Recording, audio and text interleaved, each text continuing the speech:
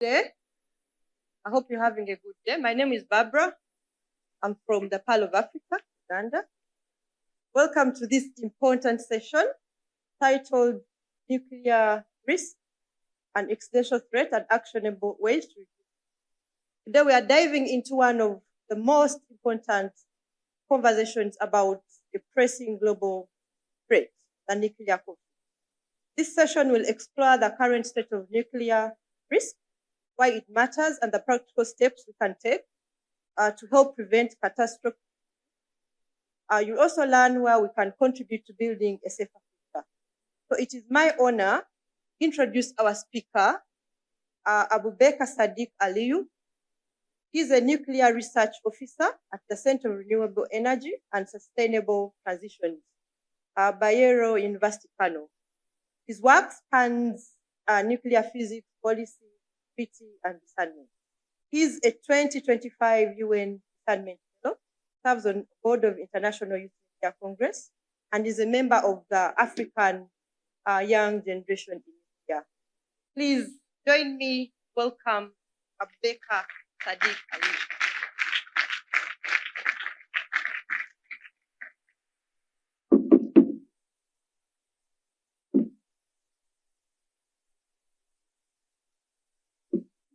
Thank you for having me. Just like she has introduced me, my name is Abubakar Sadiq Aliyu from Bayero University, and I will give you, in the next 20 minutes, just a brief of what nuclear risk is like in the current geopolitical states. So the topic says nuclear risk, an existential threat, and actionable pathways to reduce it. Okay, this is me. I'm a nuclear research officer with the Center for Renewable Energy and Sustainability Transitions, Bayero University, Kano. Also currently UN Disarmament Fellow, the current cohort, and also Academy Ambassador for the World Institute of Nuclear Security. Also a board member of the International Youth Nuclear Congress. I've attended several trainings of the International Atomic Energy Agency on nuclear security and safeguards, and also I was a member of the delegation of for the future at the International Conference of Nuclear Security 2024. So let's start from the science.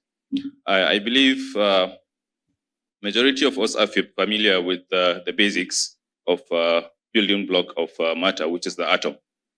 And the atom, like I said, is a building block. It consists of nucleus in the center, which consists of nucleons that includes protons and neutrons. And then on the surface, you have electrons. So do away with that.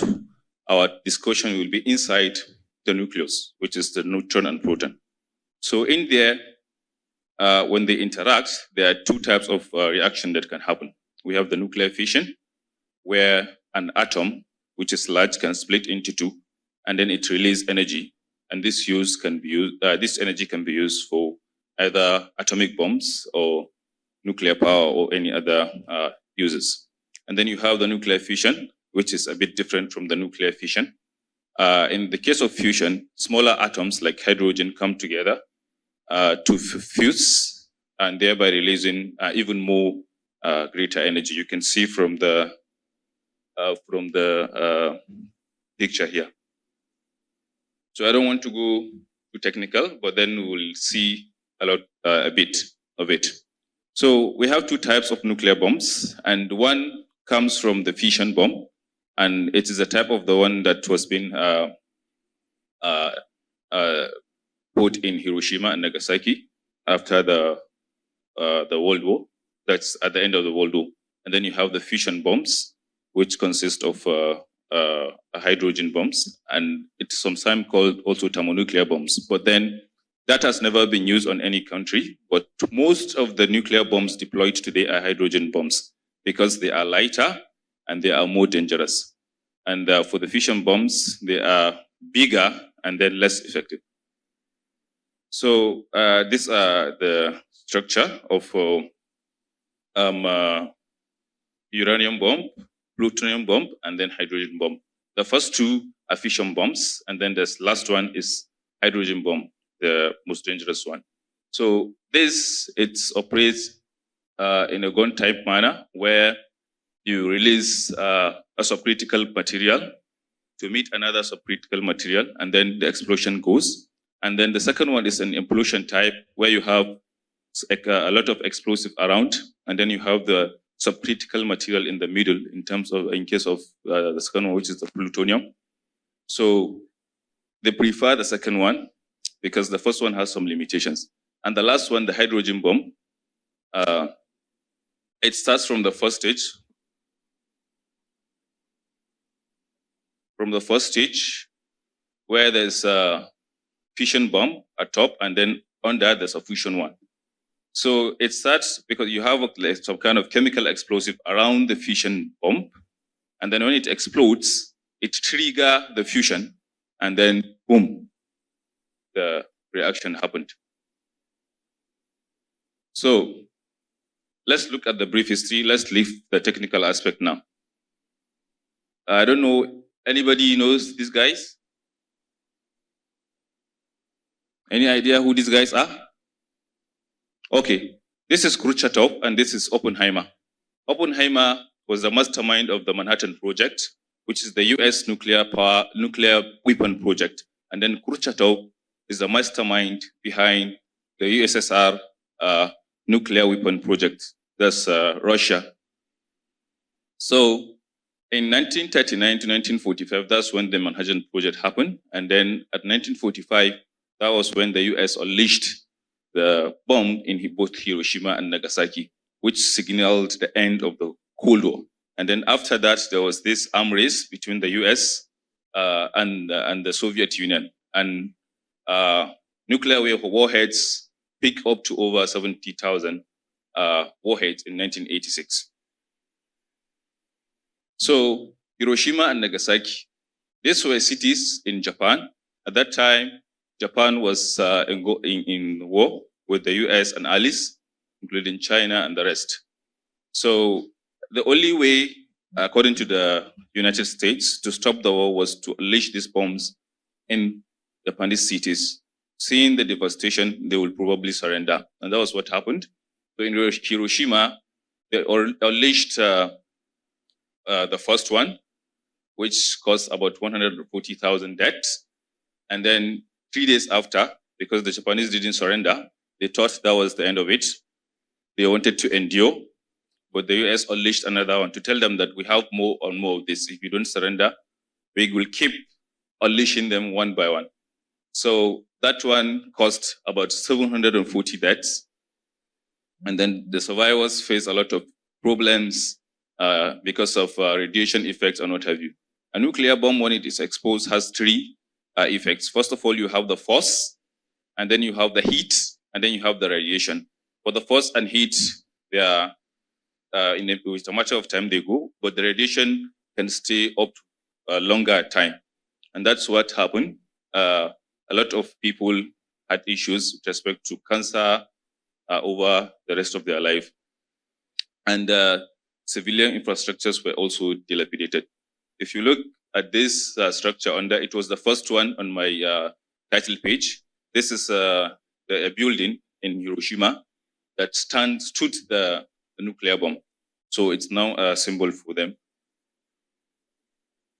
Now, to talk about the bombs, there were testing that happened for these bombs. So a lot of countries joined the race after the US and Russia. UK joined, France joined, China, they also joined.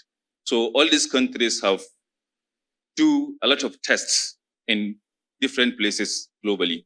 And these tests, just like the nuclear bomb, have also left a lot of damages in the environment that they took place.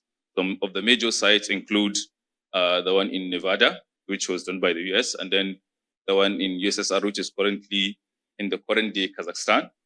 And then you have the Bikini Atoll, also in Japan. And then Lopnur is for the Chinese. So these tests altogether, they have caused a lot of havoc in the society. And they have left a lot of, for example, in Japan, there was this ship of fishermen that were in the river when the Bikini Atoll hydrogen bomb test happened.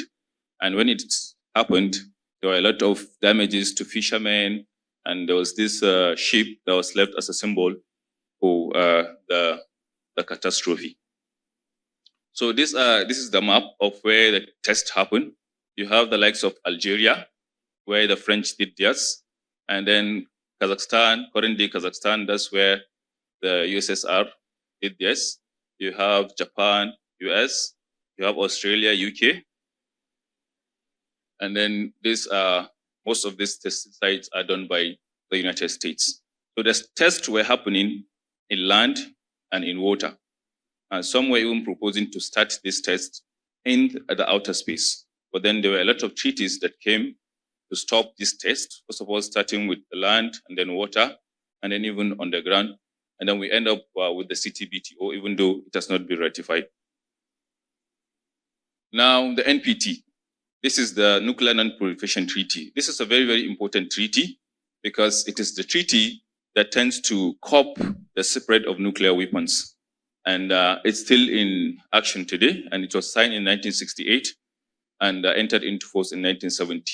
Any country that haven't tested a nuclear weapon before 1967, January 1st, 1967, was not allowed by law to possess a nuclear weapon. And we'll come to see some of the discussions around that.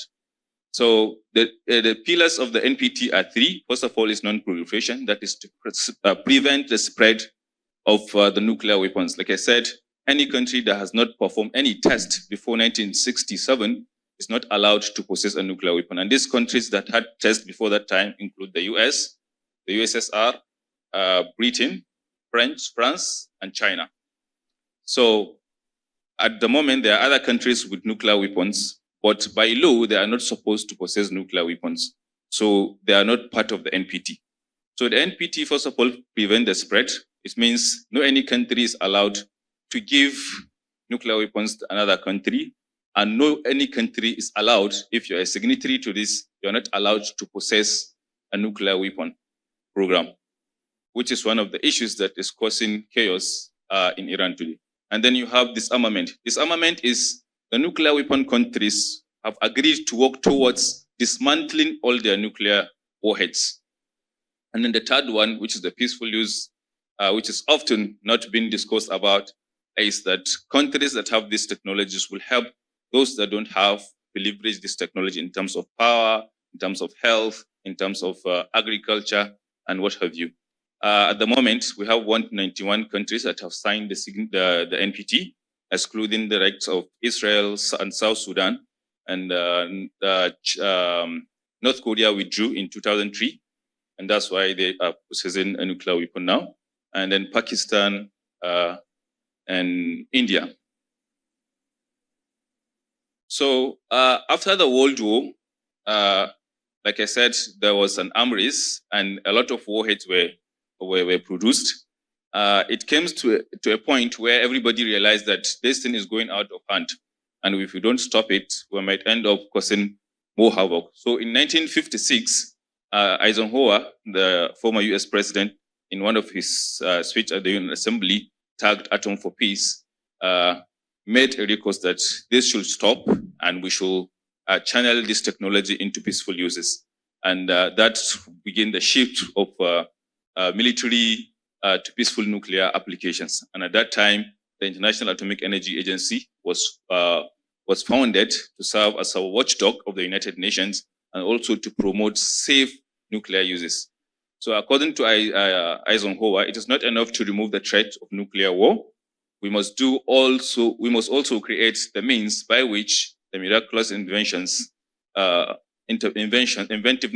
of man shall not be dedicated to his death, but considered to his life. That means to change the direction of nuclear technology into a peaceful one. And from that time, countries begin the race for nuclear power, technology, and what have you. And then the IAEA has a very important role. And the role is, first of all, to monitor the nuclear sites worldwide.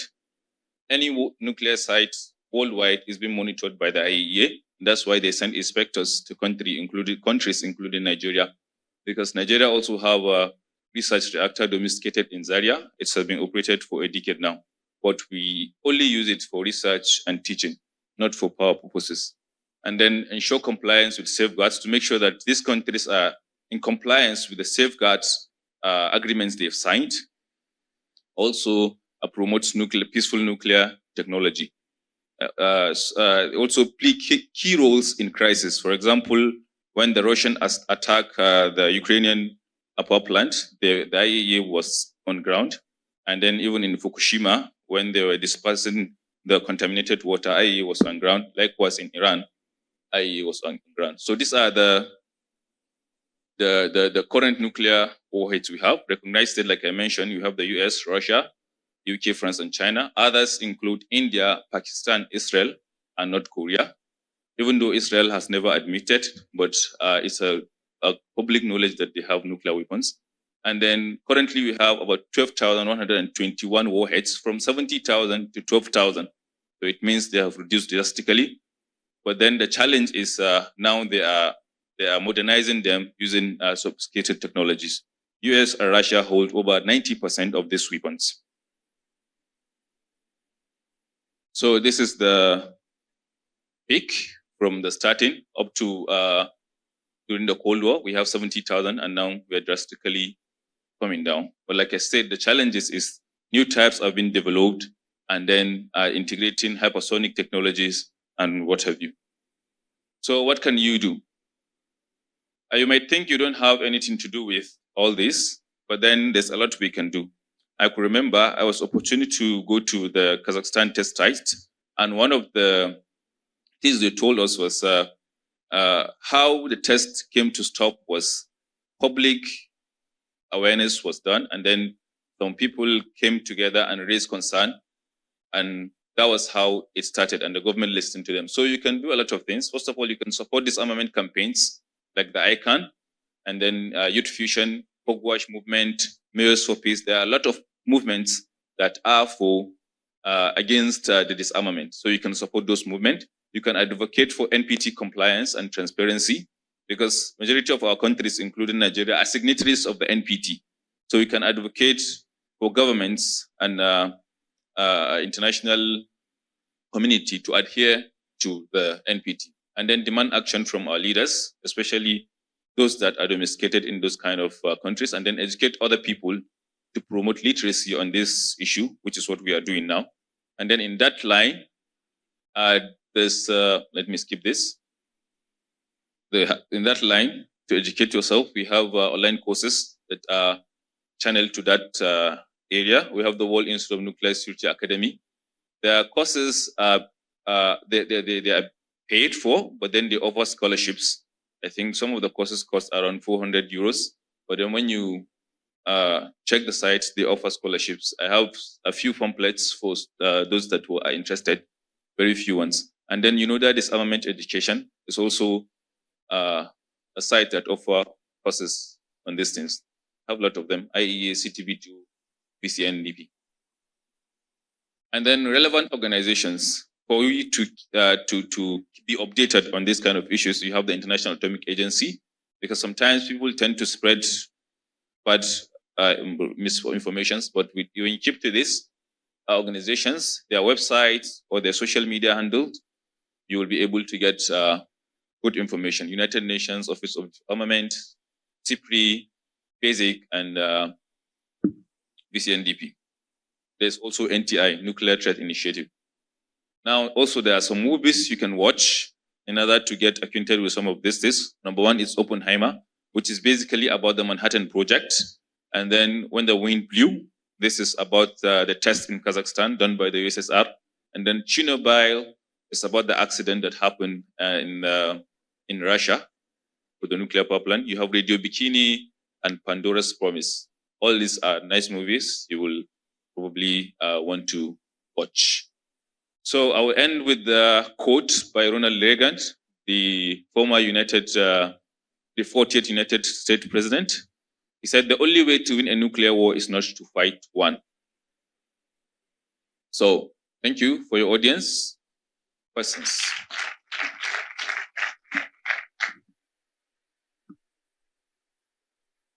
Right? Very much.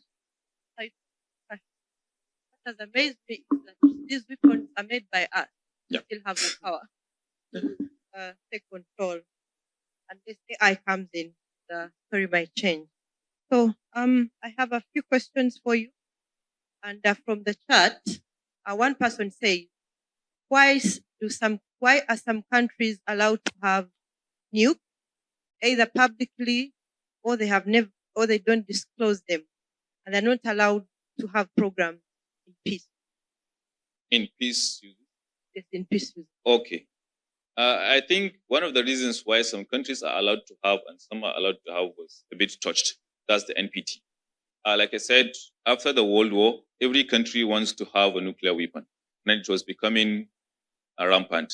So the international community come together and said, look, this has to be stopped. And then the NPT was brought up. But at that time, some countries have already have these weapons and they've spent a lot of money and you won't ask them to destroy them. So they were meant to keep those weapons, but then they will not share the technology with any other country and no other country will pursue that technology.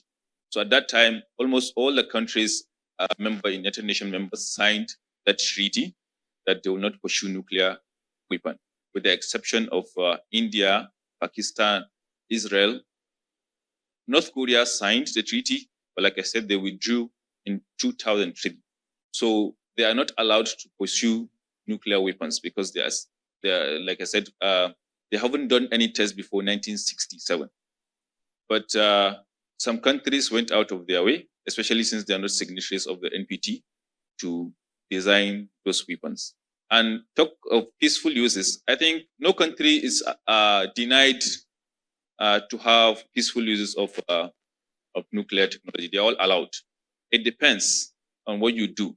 And this is one of the issues we are having today with Iran and the IAEA. There are shady activities. It means that country is not in compliance with some of the IAEA guidelines on safeguards.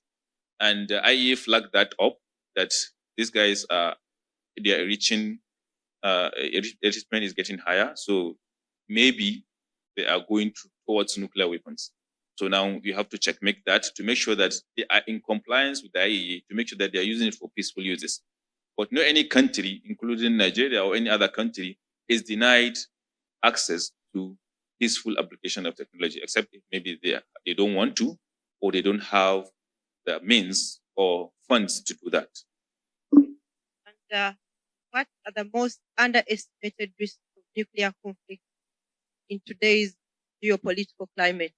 I think one thing that is underestimated is, can I call it impunity?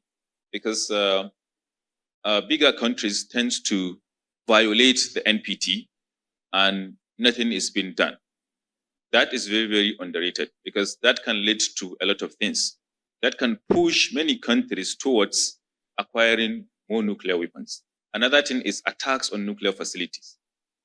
We've seen it in Ukraine. We've seen it in Iran.